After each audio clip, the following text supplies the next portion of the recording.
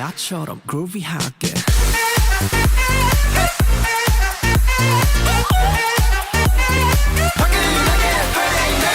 나처럼 groovy하게. Hello you guys, after much internal debate, I finally narrowed down my personal top 10 K-pop comebacks from this year. Technically, not all of these are comebacks, but all were at least singles with some sort of promotional activity. I didn't have a solid criteria when ranking these, it's more based on how memorable I found each promotional period and which artists I think did the best job at either committing to their concept or experimenting beyond the boundaries set by other artists. Everything here is just my opinion, this is not meant to be an objective ranking. Let's begin.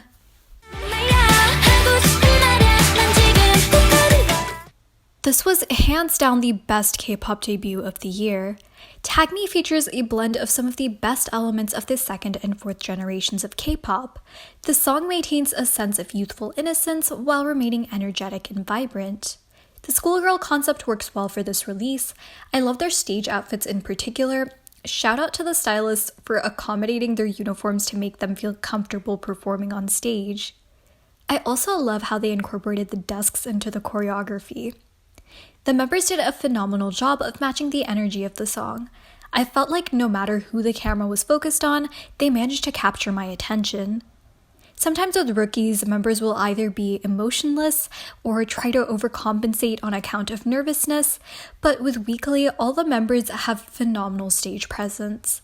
It's a refreshing take on the teen crush concept, one which I feel like will age like fine wine, and I can see this being a beloved song within the K-pop community for years to come.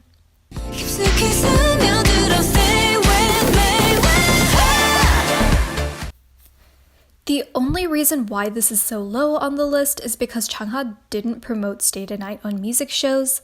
Despite only being a pre-release single, Stay the Night managed to be a cultural reset. I know this isn't a theory video, but given the heavy emphasis of the visual component of this era, I wanted to share some connections that I had noticed. The music video appears to reference the opening of Pandora's box. From the video, it seems like Chungha represents Pandora. The glitz and glamour makes her the center of attention in every shot, especially compared to the monochromatic styling for her backup dancers. I think the opening of the box is tied to her album Querencia, and I feel like this album is going to showcase a more mature, sophisticated side to her. According to, well, the internet, because my Spanish has gotten pretty bad, Querencia has multiple meanings.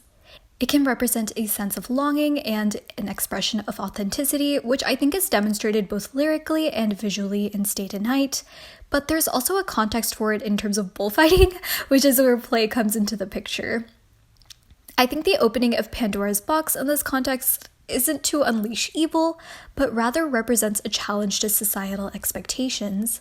The choreography from Stay the Night in particular draws heavy inspiration from voguing, which originated from the LGBTQ community, and even the male dancers in the video are styled in a more stereotypically feminine manner. Considering how amazing her pre-releases have been this year, I am definitely very excited to see how Chungha will further experiment within her upcoming album.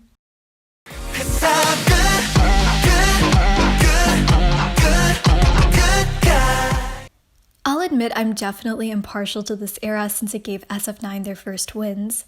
Good Guy was such a fun era to witness, both in terms of the concept, which was inspired by fan suggestions, and because of the promotional period. I absolutely love the music video. It's minimalistic yet maintains a sort of elegance to it. This gives me major spy movie vibes. The movie branches off of that house style which helped them gain attention during Now or Never, but in a more classy and polished sense. I still prefer Now or Never as a song, but I can understand why Good Guy was more popular with the Korean public, since I've noticed that softer, more vocal-heavy songs tend to receive more recognition. But what really stood out to me about this comeback was their promotions on music shows. SF9 have always given fantastic performances, but I felt like I could genuinely see all the members really enjoying their performances for this song. A lot of them seem to have gained more confidence, and I love their subtle expressions during their live stages. And of course, this is probably my favorite SF9 styling era. I absolutely love the suits theme. It enhances that polished, chic vibe that the song conveys. This era represented so many firsts for them, and I hope they continue to grow in the years to come. Recently, there's been a dearth of bright, cheerful girl group concepts, so I was really pleased to see Oh My Girl bringing it back for this release. Non-stop feels like listening to Sunshine. It just gives me an instant serotonin boost when I hear it. The music video feels almost like Oompa Oompa, but 10 times weirder. It did take some time to grow on me, but I like the fact that they went with something a bit more creative than just a bunch of vanity shots, and I love the pastel color palette throughout it. The choreography is simple but memorable, sort of like with Twice's earliest releases. Surprisingly, my favorite part of the song might be the rap verse. A lot of times I feel like raps tend to distract from the flow of a song when it comes to cute concepts, but Mimi's tone felt charismatic while still remaining true to the vibe of the song. While it's not my favorite release from them, I wouldn't mind seeing Oh My Girl do another concept like this because this was a really fun era.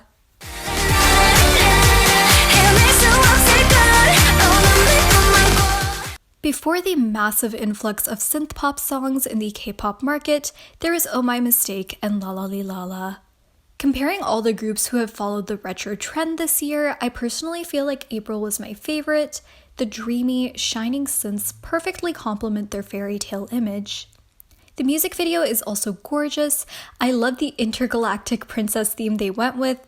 It's definitely a new concept for them while still staying true to their storybook roots. I think the sci-fi elements within the video also did a good job of accentuating the progression of the song. The narrative of being trapped in a dream world becoming darker and darker visually complements the way that the song builds. This was also definitely one of my favorite styling eras from this year. These soft, sparkly outfits complement the ethereal, starry space theme while maintaining an air of elegance. I wonder if April is going to continue to follow this sound considering the current oversaturation of retro concepts in the industry, but whatever they do, I really wish them the best of luck, and I know their next release will still be amazing.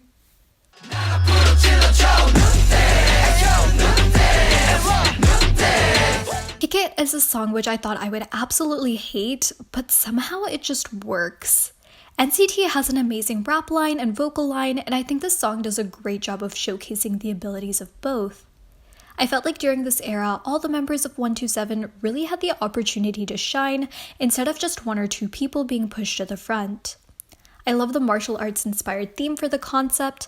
The music video feels very engaging, and I like how it's filmed in a way so that the camera movement sort of mimics the way someone would move after taking a hit. I also think it's interesting how they incorporated martial arts movements into the choreography. My favorite section in particular is that part right after the bridge. The styling in the music video and their first few performances are amazing. Even though NCT has released a lot of music this year, this was definitely my favorite title track from them because of how unique the concept was.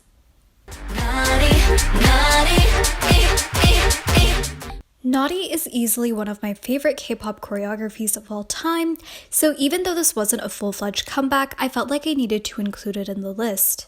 The music video is basically just a dance practice enhanced with a couple transitions and special effects, but this in my opinion works to its advantage, since the choreography is the true star of the show. I love how the camera work in the video is based off of their sharp, precise movements, yet maintains a fluid and dynamic feel to it. It was definitely a bold move on SM's part to give Seulgi and Irene a full choreography based on taeyeon, but it worked spectacularly. Not only did they absolutely nail their live stages, but I feel like both of them developed this newfound aura of confidence, especially Irene. This definitely demonstrates the capability that the two of them maintain as performers, and whoever decided to make this a follow-up single is my hero.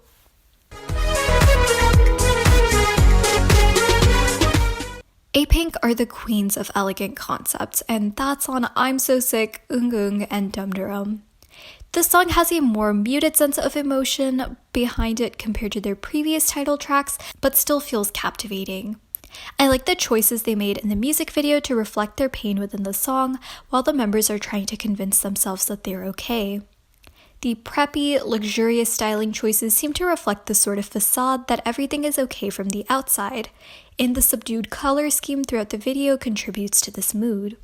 However, the visual choices during the final chorus prove that this isn't the case and that they remain a prisoner to their emotions despite their appearance of success. The stages for the song were gorgeous as expected, the choreography is mesmerizing, and all the members have the sense of maturity and grace to them when they perform.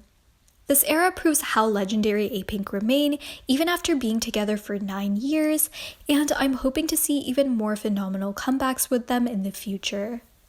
I just wanna make you scream. I think I've said this in another video, but watching Dreamcatcher's comeback stages feels like experiencing a mini concert. They really go all out for each of their performances. Scream is delightfully eerie and haunting, and Dreamcatcher's commitment to the horror concept is commendable. While I personally could have done with less CGI in the music video, I like the set design, and as always, the costumes are absolutely stunning. But the true highlight of this comeback is, of course, the live stages. I especially love the way that they incorporated the masks into their music show performances. The members have amazing stage presence, but the backup dancers made this performance feel even more powerful. I'm really glad that they included a masked dancer to fill in for Handong. It's such a clever way to make her presence feel included while still staying true to their concept. I always have nothing but nice things to say when it comes to Dreamcatcher, and I don't want to sound redundant, so I'm just going to end this section by saying Dreamcatcher in suits. That is all. Let me just say, a.c.e was not lying when it came to the title of this song. Favorite Boys is honestly one of my favorite comebacks of all time. First of all, the song itself was definitely one of my favorites from the year. It's catchy and compelling without feeling overbearing. The music video did seem a bit constrained by the budget, but it was still beautiful. I just wish they had dialed down the strobe lighting. I'm really happy that they invested more in their live performances though, because that's what truly made this era stand out to me. Like with Dreamcatcher, the styling and choreography for this comeback are not only aesthetically pleasing, but they serve as major components to enhance the meaning of the song and fit with the group's lore. From my understanding of it, each of the members take on the role of a modernized goblin based on Eastern literature. This is reflected in the combination of traditional Korean clothing and modern Western-influenced apparel. The choreography is meant to mirror the mischievous nature of these goblins, and the members do a fantastic job at emulating this through their sharp, powerful movements. One of the things I love about K-pop is the sense of theatricality artists have, and I think a.c.e really embodies this. The music on its own is really good, but the attention to detail in the performance aspect is what elevates this to a truly memorable and extraordinary era. Anyways, if you haven't seen the stages for the song, I highly encourage you to do so. This makes me so excited to see where a.c.e.'s future is headed. Now that I've shared my favorite comebacks of 2020, I'm curious to see what yours are in the comment section. I hope you are all having an amazing holiday season, and make sure to stay safe and healthy.